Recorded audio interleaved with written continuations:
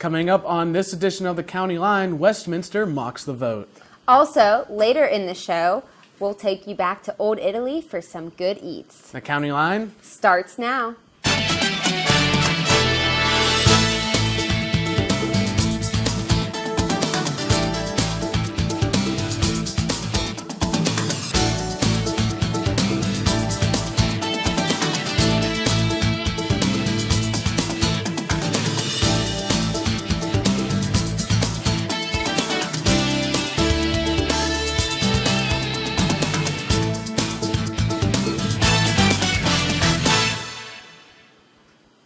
Hello and welcome. I'm Bradford Eric. Thanks for joining us. I'm Ashley Bishop. Last week, Westminster College packed the Memorial Fieldhouse for the 2011 Republican Mock Convention. It was filled with drama and controversy. The County Line's James McCallion shows us an overview of last week's political events.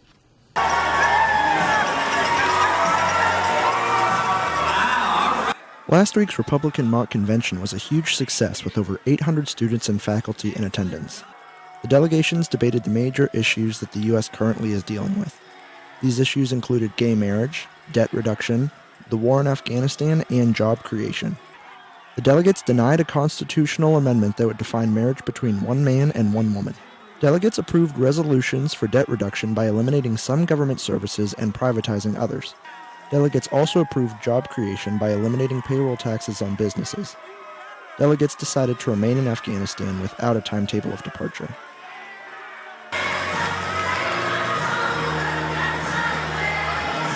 Drama came whenever it was time to select the Republican candidate for president. The first vote did not receive the mandatory two-thirds vote. The Great Lakes delegation, the largest delegation in the convention with over 100 members, voted unanimously for Katie Moga's candidate Michelle Bachmann. The crowd erupted in anger towards the Great Lakes region. Alex Scull's candidate Rick Perry received the least votes, withdrawing from the race. The second vote did not produce a winner either. The Great Lakes region once again voted unanimously for Bachmann. Tony Tamaro's candidate Ron Paul received the least votes. He withdrew as well. The final vote required only a simple majority. The two candidates remaining were Bachmann and Mitt Romney, who was represented by Tyler Dever. The Great Lakes region once again unanimously voted for Bachmann. Dever, however, called for a roll call for every member of the Great Lakes region. Go ahead. My vote's with Michelle Bachmann. Bachmann. Romney!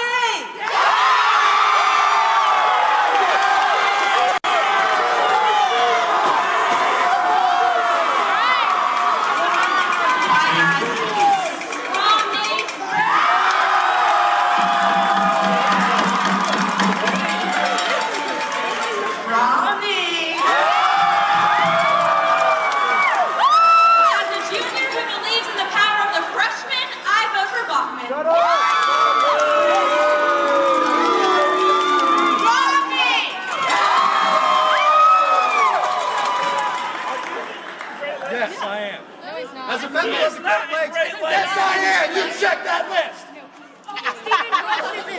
He is Great Lakes. Yes, I am. As a member of the Great Lakes, I'm proud to express my voice for Mitt Romney.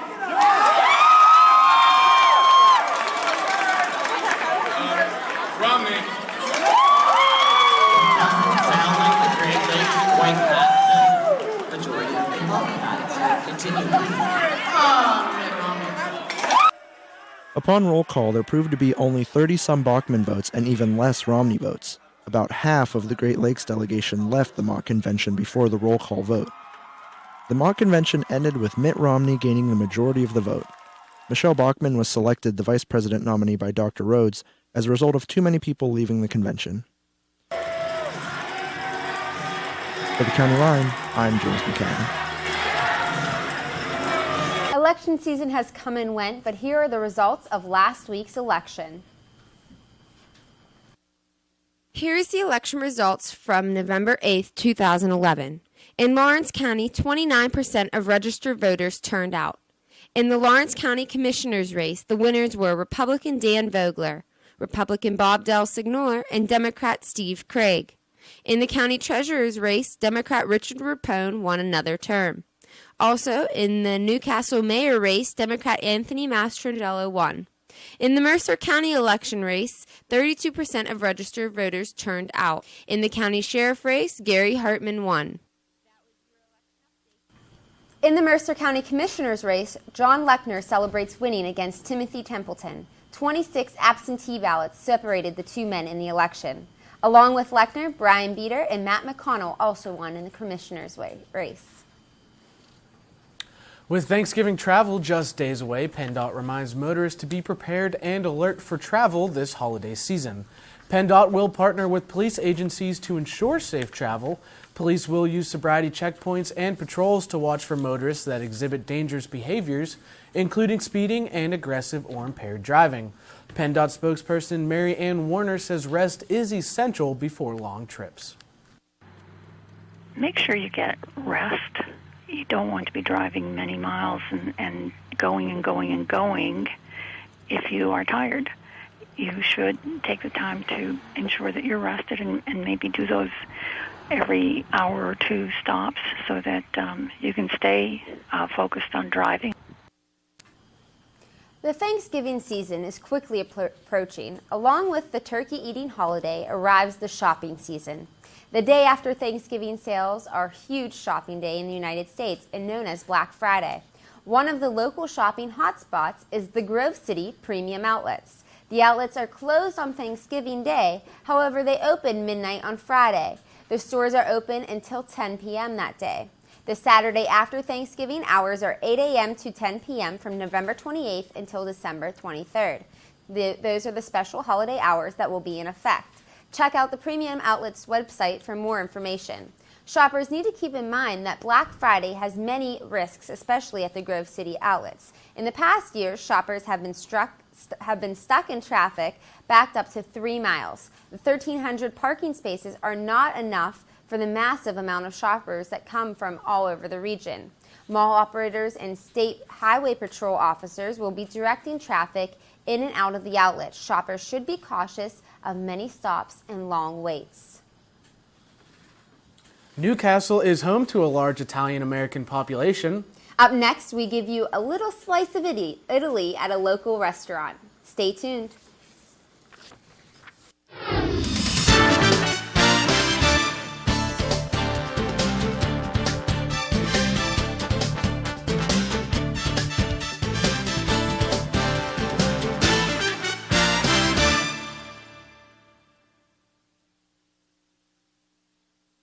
Hi, I'm Dan McDevitt, a father, a husband, Army retiree, and a student at Westminster College. It was nice finding a college so close to home with high academics, was going to put me in the job market right after graduation. If I was to tell another adult student why to come to Westminster, I'd tell them for the academics, the one-on-one personalization they'll get with their instructor, the small classroom experience. I know with this college degree, it's going to open a lot of doors for me. My kids are supportive of me going back to college. And when I get good grades, they're all happy. They're like, way to go, Dad. Westminster was founded in 1852 as one of the nation's earliest coeducational colleges. Our timeless mission of developing individuals intellectually, spiritually, and socially has helped Westminster become one of the country's top liberal arts colleges. Experience tradition the Westminster way. Pasta, sauce, homemade. All of these words bring to mind Italian food. When you find all of these things at a local restaurant, it makes everything even that much better. In this case, that local restaurant happens to be Ladies of the Dukes, located right in the heart of Newcastle. Ladies of the Dukes specializes in classic, authentic, homemade Italian cuisine. The delicate process takes only minutes to devour by its loyal customers. The County Line went behind the scenes to take a closer look at the loving hands behind these delectable dishes.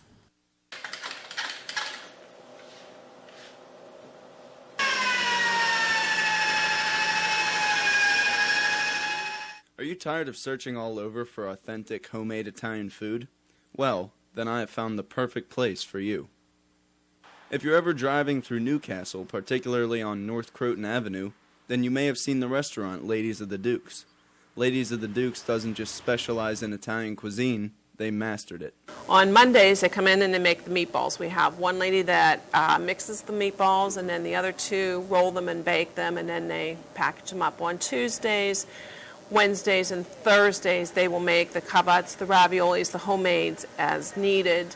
And sauce is made on Wednesdays and Thursdays, or Tuesdays and Wednesdays, whatever nights that we need to have the sauce made. And that's as far as the food goes. And because of all the work and time put into making the food, the restaurant only opens one day a week, on Sunday, but it doesn't hurt them.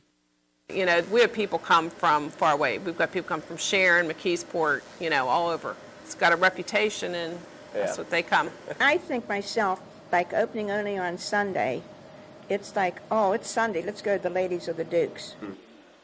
And the people pour in regularly every Sunday, not just for the excellent food, but for the famous sauce as well. And that's just it. I mean, they come for the sauce and the food. The food is homemade, and they're fresh. You know, you get fresh sauce every week. And, they keep coming back. Just good stuff, that's all. Right. Nothing about it homemade. Right. It is good stuff, and it keeps the customers coming back. We've been getting a lot of new people, though, Oh, yeah? coming in. Yeah. Like people just trying it out for the first time. A lot of new people come in. They always come back, too. Yeah, and then they're hooked, right? So go ahead. Give Ladies of the Dukes a try this Sunday. I guarantee you won't be disappointed. You can search the area all over and won't find anything else quite like it. I think this is number one in Newcastle. Right. For one day a week and make that much stuff, I think Yeah. that's, I don't think you find anything else. Well, in my opinion, I think it's the food is good. It's homemade. The place is clean, and the price is right. Mm-hmm. And it's like going home to grandma's on Sunday, because you get a lot of the same people over and over. Mm-hmm. I think it's Every Sunday you're going to get, the same time they come in. Reporting for the County Line, I'm Lee Biermeyer.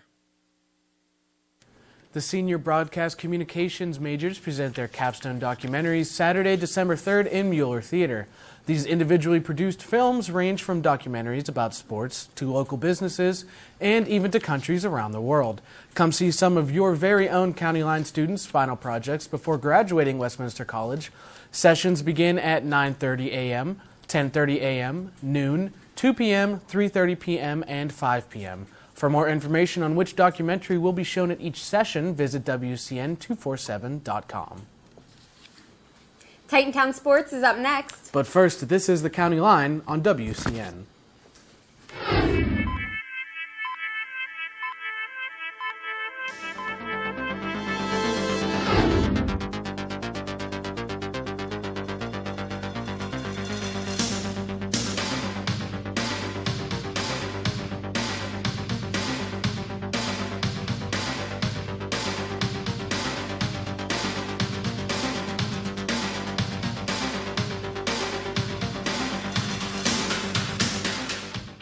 Should you rank a student athlete by lap times or GPA? Hi, I'm Joe Underko, Executive Director of the President's Athletic Conference, and we say both are important. 10 schools, over 600 student athletes, all on the PAC Honor Roll, all with GPA 3.6 or higher. PAC athletes are awarded for excellence both on the field and in the classroom. PAC athletes, academically and athletically elite.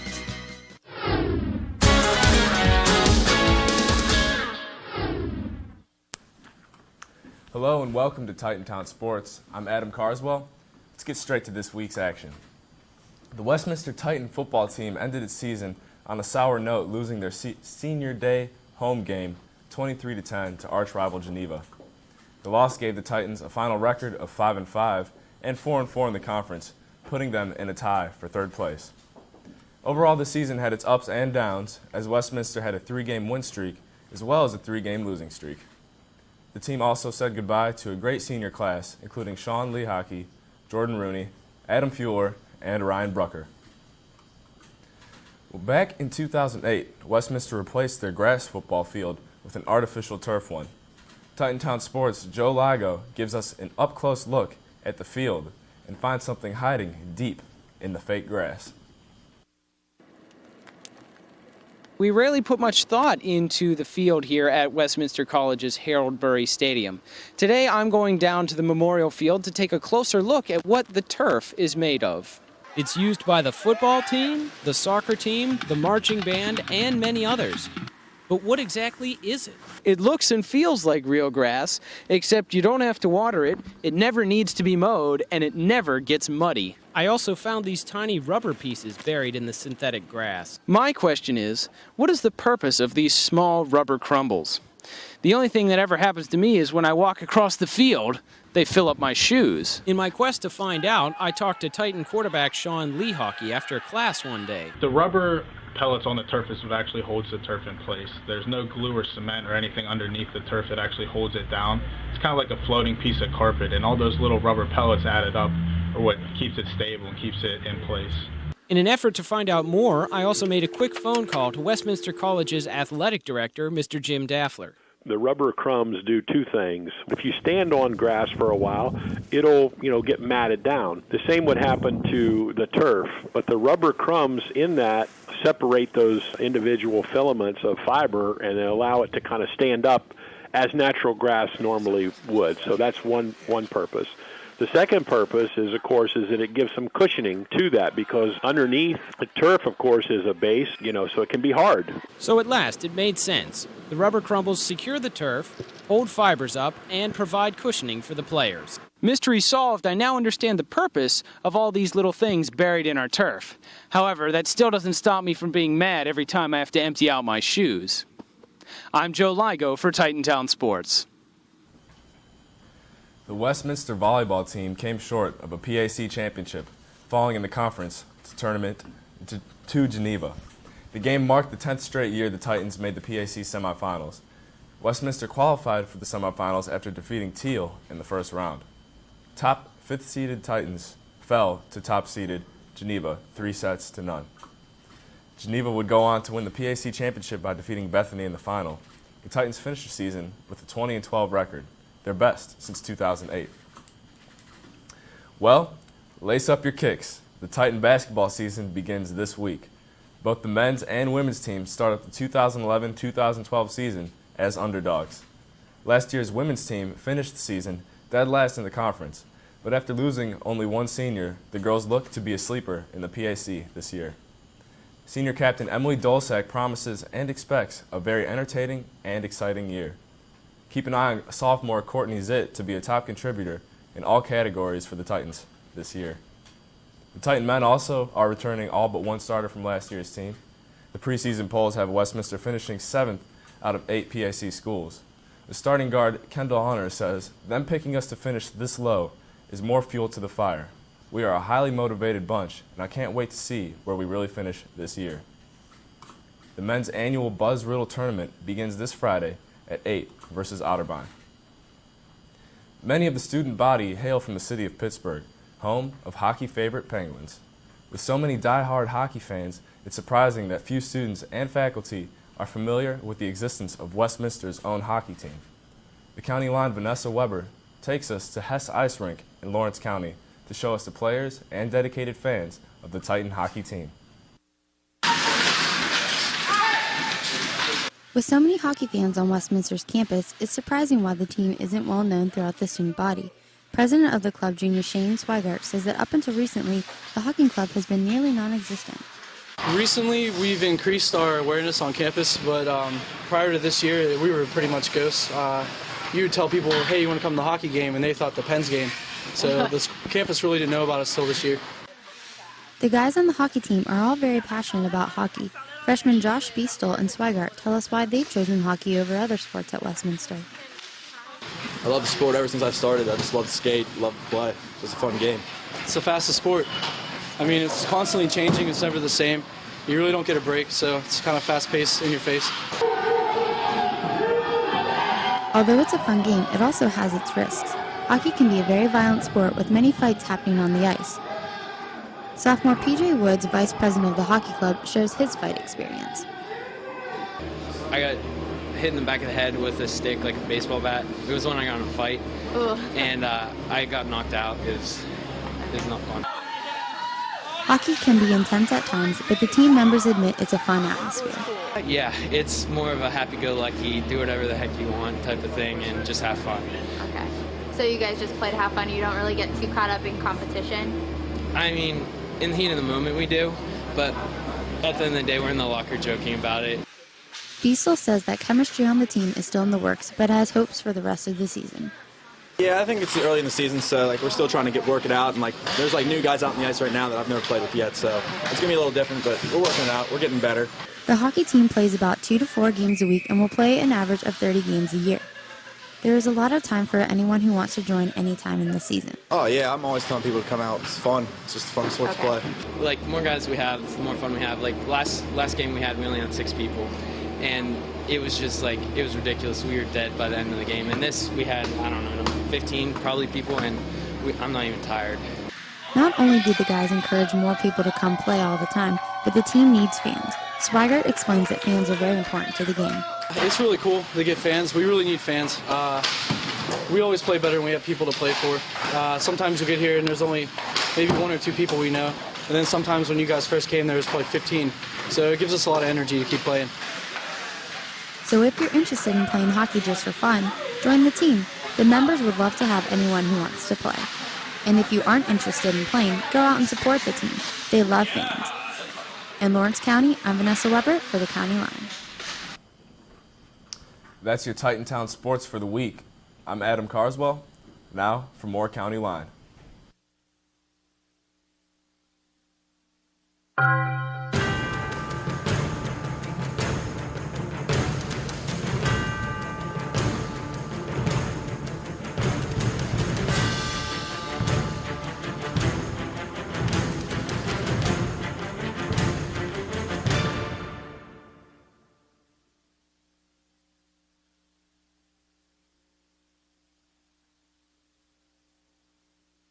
Westminster College's stellar academic reputation comes from dedicated faculty committed to student success. A Westminster liberal arts education prepares you for life's challenges. Go to college for more than a degree. Go to become educated. Challenge yourself the Westminster way.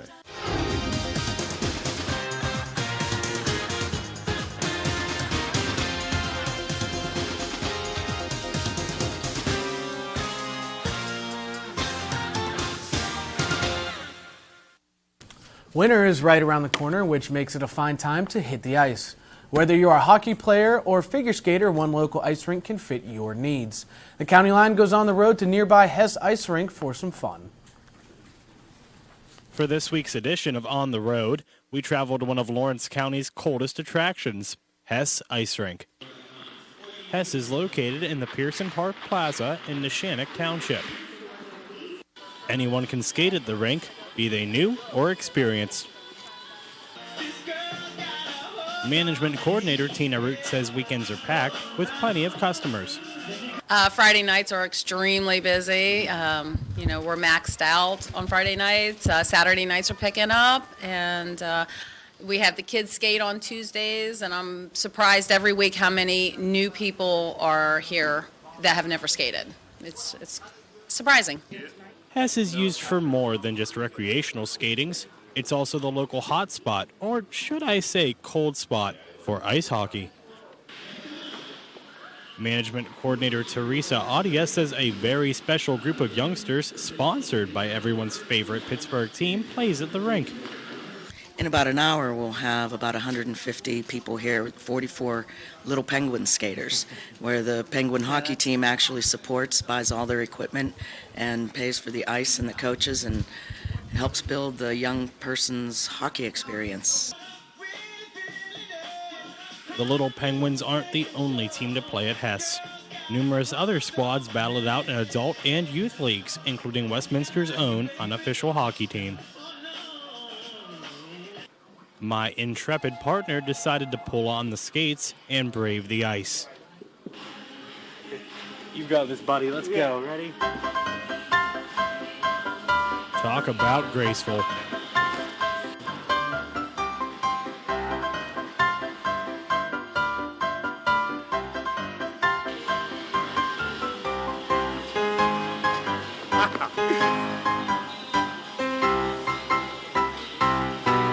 On the road, on ice.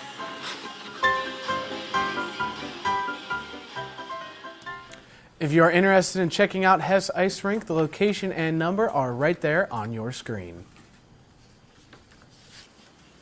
Looking for a gift for that person that has everything? One campus group rejects what they see as materialistic nature of the holidays and provides a way to help others in the process. The Young Presbyterian Scholar Program holds their annual Global Gift Market on November 30th. The market features fair trade items and donations to international causes. Shoppers can choose between buying seeds for impoverished farming villages and medical supplies for mothers and children in need and many other worthy causes as well. Program coordinator Carrie Ann Lasour says the alternative gifts make nice surprises for loved ones. It's interesting, over the years we've found that a lot of people, especially as they get a little bit older, appreciate these kind of gifts even more than a material thing, because it means you've put some thought into it and you're trying to find something that represents something that they believe in or appreciate or support. And so grandparents, aunts and uncles really find it kind of cool that you would spend money to support a gorilla habitat because they love animals, or that they were a former school teacher or an engineer or perhaps a doctor, and they certainly can afford what they need, but they appreciate the fact that you support that thing in them and use your money to support an organization that does that kind of work. That, yeah, they really do appreciate it. You are watching the County Line. Stay tuned for more.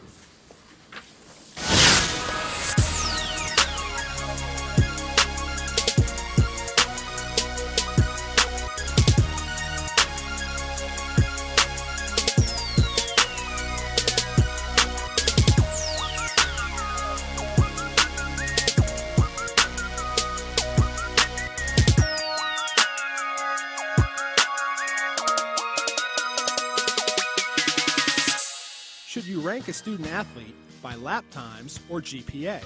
Hi, I'm Joe Underko, Executive Director of the President's Athletic Conference, and we say both are important. 10 schools, over 600 student athletes, all on the PAC honor roll, all with GPA 3.6 or higher. PAC athletes are awarded for excellence both on the field and in the classroom. PAC athletes, academically and athletically elite. As the days get darker earlier, PennDOT warns motorists that most crashes involving deer happen this time of year. Deer are most active during breeding season while the sun is rising and setting. Harvesting and hunting activity can also increase the movement of deer. PennDOT spokesperson Jim Struzzi explains how many crashes occur and offers some tips to reduce crash risks. Last year, we had more than 3,000 crashes statewide involving deer, resulting in more than 600 injuries and, unfortunately, 8 fatalities. We want to remind people that this is, in particular, is the time of year where you need to be aware the deer could dart out in front of you, and you need to be prepared for that.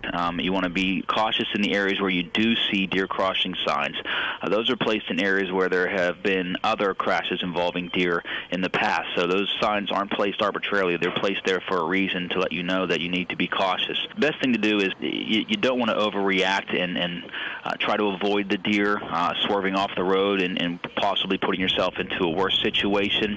The best thing to do is to just hit your brakes as you would when you're traveling behind any other vehicle and try to stay on the road. That will do it for us here at the County Line. Be sure to tune in next week as we deck the halls for the holiday season. Also, be sure to log on to WCN247.com for all of your campus and community updates. We'll see you right back here at the County Line.